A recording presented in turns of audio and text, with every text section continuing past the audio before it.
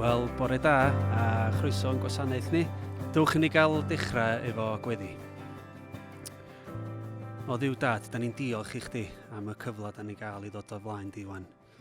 A da ni'n cyflwyno yn gwasanaeth yma a gweddill y dydd i chdi a dymuno bendith Duw, dyfendith di ar pawb.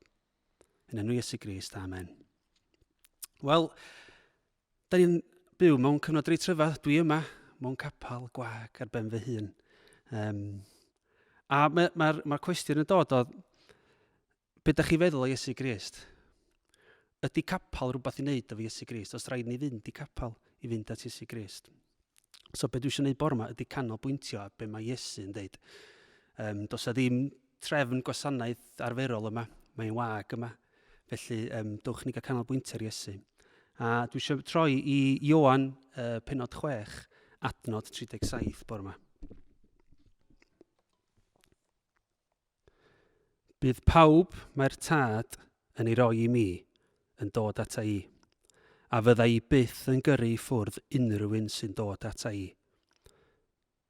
Bydd pawb mae'r tad yn ei roi i mi yn dod ata i, a fydda i byth yn gyrru i ffwrdd unrhyw un sy'n dod ata i.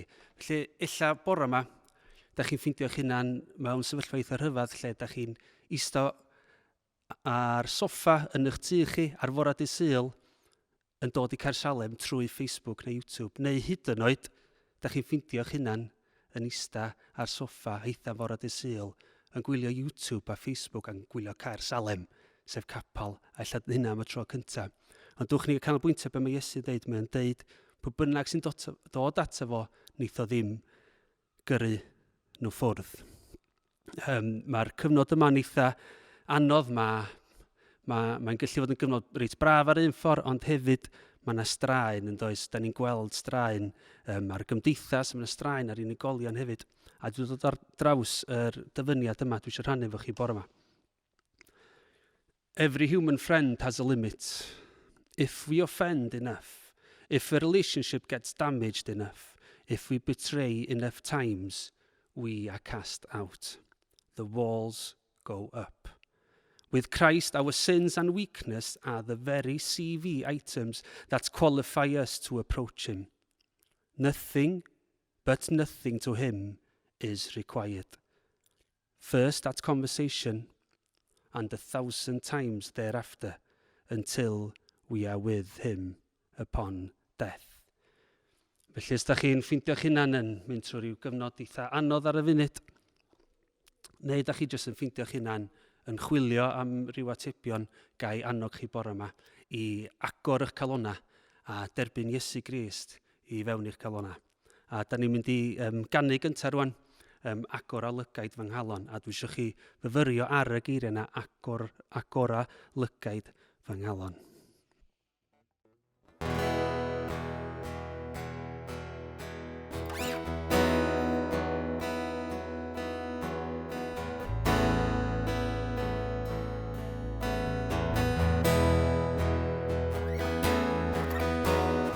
Agor a lygaid fy nghalon, agor a lygaid y naw, rwyf am dy weld di, rwyf am dy weld di. Agor a lygaid fy nghalon, agor fy llygaid y naw, rwyf am dy weld di, rwyf am dy weld di. Bydd weld yn dyrchafedig bryd, disgleirio yng ngoleuni dogoniant. Tywallt y gariad adner, fe gan nhw'n sanctai, sanctai, sanctai. Sanctai, sanctai, sanctai. Sanctai, sanctai, sanctai. Sanctai, sanctai, sanctai. Rwyf am dy weld di. Sanctai, sanctai, sanctai. Sanctai, sanctai, sanctai. Sanctai, sanctai, sanctai. Rwyf am dy weld di. Bydd weld yn dyrchafedig bryd, disgleirio yng ngoleuni dogoniant. Tywallt y gariad adner, began nhw'n sanctau, sanctau, sanctau. Ac o'r olygaid fy nghalon, ac o'r fy llygaid y nawr, rwyf am dy weld di, rwyf am dy weld di. Ac o'r fy llygaid fy nghalon, ac o'r llygaid y nawr, rwyf am dy weld di, rwyf am dy weld di. Wel, da ni am ganu emyn nesa. Mae'n siŵr sy'n adnabyddus i lot o'na chi. Dyma gariad fel y moroedd. Ond dwi'n mynd i ycherio chi bore yma. A da ni'n mynd i newid un gair yn y gan. Da ni'n yn ytrach na canu dyma gariad fel y moroedd. Da ni'n mynd i canu dyma gariad mwy na'r moroedd. Oherwydd oedd hyn oedd Iesu Grist yn gynnig i ni yn rhywbeth mwy na sy'n yma ar y byd. Felly, dewch ni ganu'r emyn nesa rwan.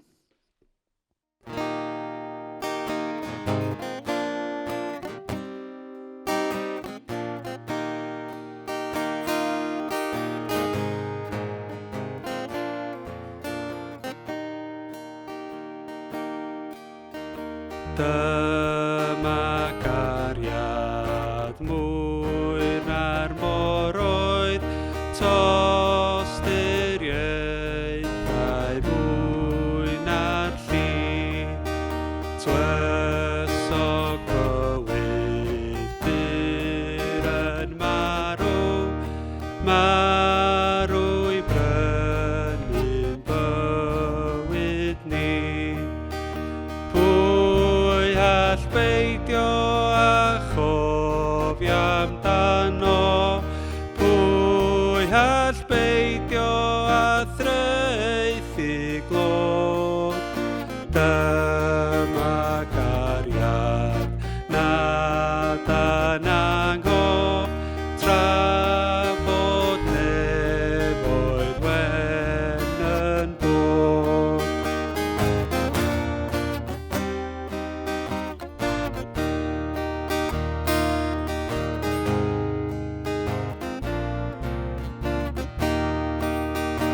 Ar Galfaria yr ymrwygodd, holl fy nonau dyfnder mawr. Torodd holl ar gaea'r nefoedd, oedd yn gyfan hyd y nawr. Gras a chariad megis dilyw yn ymdywall ymanghyt. Pa chyfiawnder byr a heddwch yn cusanu euog fydd. Gras a chariad megis dilyw yn ymdywallt ymanghyt. A chyfiawnder pyr a heddwch yn cusanu euog fydd.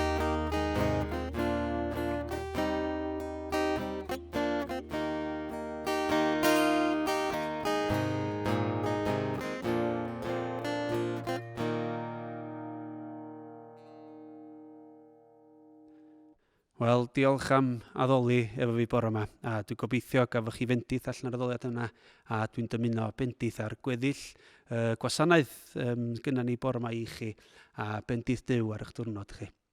Ddim yn credu mewn Duw, wedi rhoi'r gorau ar yr eglwys yn y gorffennol, yn credu ond eisiau gwybod mwy am y ffydd, neu jyst a diddordeb.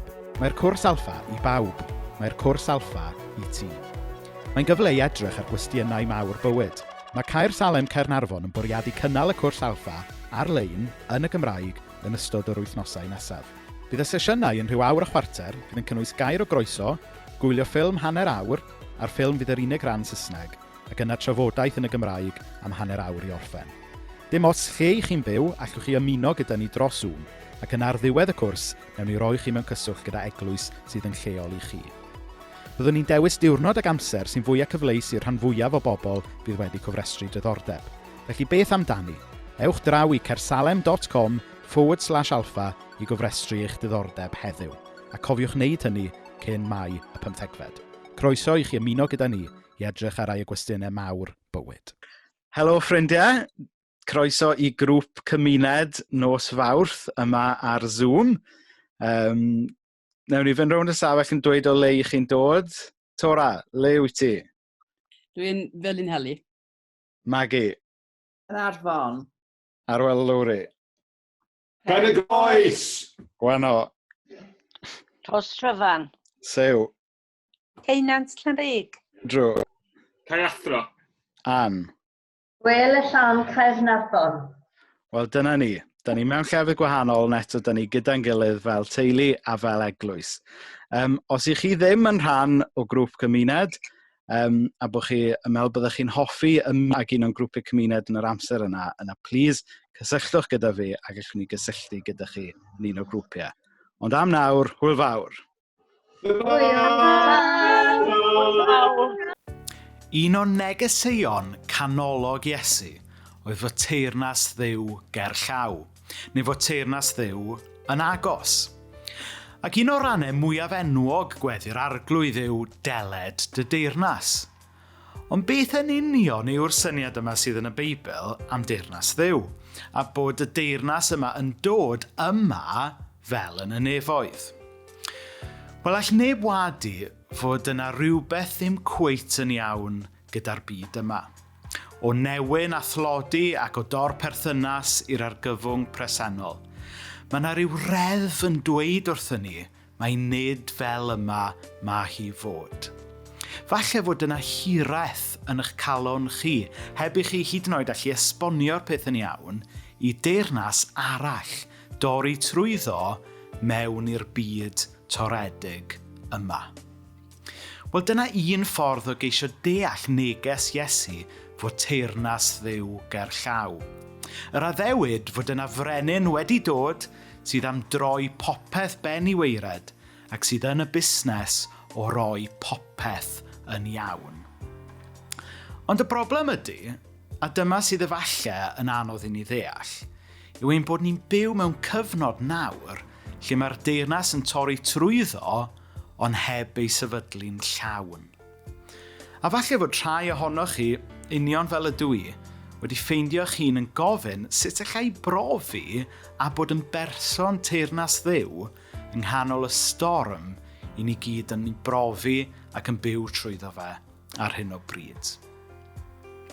Dwi am awgrymu fod modd i bawb fod yn bartneriaid efo Duw yn y gwaith o dorri ei deyrnas trwyddo yn y byd heddiw.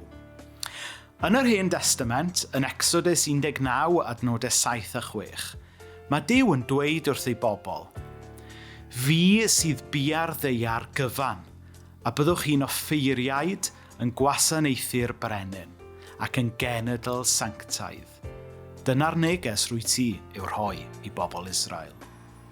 Ac yna yn y Testament Newydd, reit ar ddiwedd y Beibl, mae yr un neges yn cael ei rannu i bobl Dduw yn Datguddiad 1 adnod 6. Mae'n teyrnasu drosto ni ac mae wedi gwneud ni gyd yn offeiriaid sy'n gwasanaethu Duw ei dad.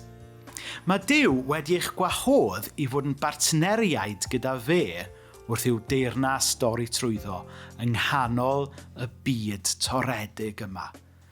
Mae yna rôl offeiriadol i bawb. Nawr, be mae hwnna'n ei olygu? Byddwn ni'n disgwyl i bawb wisgo coler wen, ffrog, a byddwn ni'n dechrau galw pawb yn barchedig? Wel, na. Ystyr offeiriad yw rhywun sy'n pontio pobl at Dduw. Ac mai Iesu ei hun yw'r offeiriad mawr a pherffaith, mae'r Beibl yn ein galw ni gyd i fod yn bobl sy'n dangos teyrnas Dduw i bobl eraill. Ond be mae hwnna yn ei olygu yn ymarferol? Yn gyntaf, mae ei wneud ag ystyried dan deyrnasiad pwy ydych chi. Wrth gwrs fod yna ddylanwadau gwahanol arno ni gyd, ac wrth gwrs ein bod ni'n ofn ac ychydig bach yn fwy strest na'r arfer ar hyn o bryd. Ond nid oes rhaid i'r ofn neu'r stres yna lywodraethu. Mae modd i ni gredu a gadael i heddwch a gwerthoedd teyrnas Dduw lywodraethu yn ein bywydau ni heddiw. Mae modd byw fel tasen ni'n barod yn rhydd. Mae modd gwneud hynny drwy fod yn onest gyda Duw ynglŷn â'r ffaith nad ydyn ni'n gallu sortio ein problemau personol allan, be mae'r Beibl yn ei alw yn bechod, heb sôn am sortio problemau'r byd a'r cyfan allan yn hunain, a bod ni angen troi at Duw am help.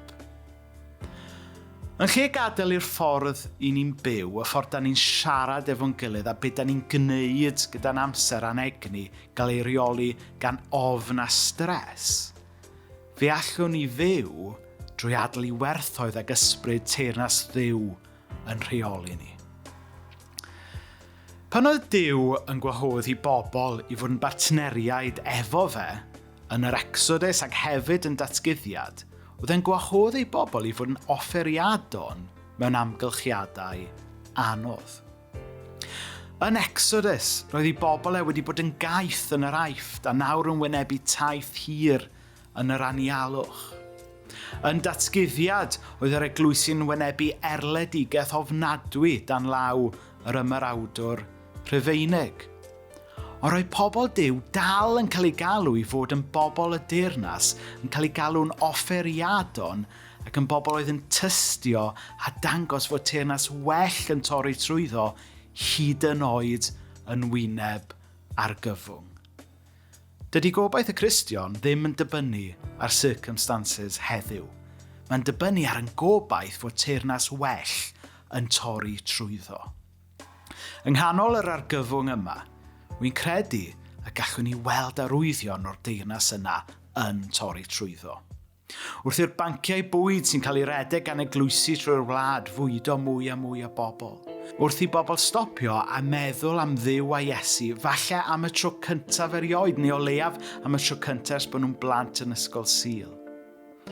Wrth i bobl garu a gwasanaethu cymdogio mewn ffordd da ni heb weld ers cenedlaethau. Yng nghanol teyrnas ofn, da ni'n cael specian ar deyrnas well yn torri trwyddo, sef teyrnas Dduw. A mae yna wahoddiad, nid yn unig i bawb ddod yn blant ac i berthyn i'r deyrnas yna, ond mae Duw hyd yn oed yn gwahodd ni i fod yn bartneriaid, yn offeriadon yn ei deyrnas e. Wrth i ni fyw mewn teyrnas flinedig, gadewch i ni fod yn bobl y deyrnas anweledig sy'n torri trwyddo. Pob bendith i chi.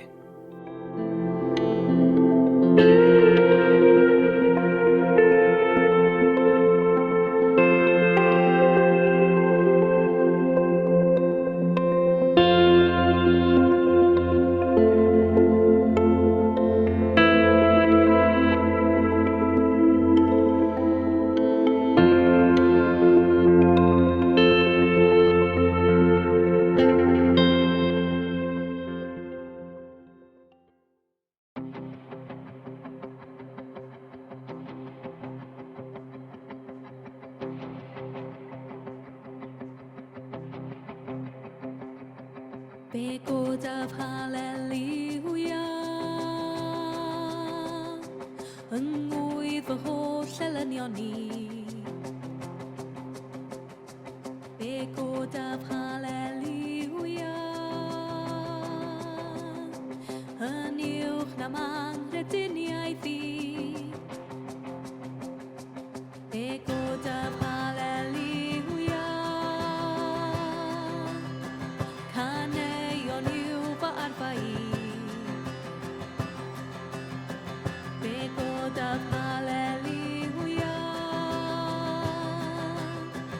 ar nef yn brwydro drosta i. Be gana fi yng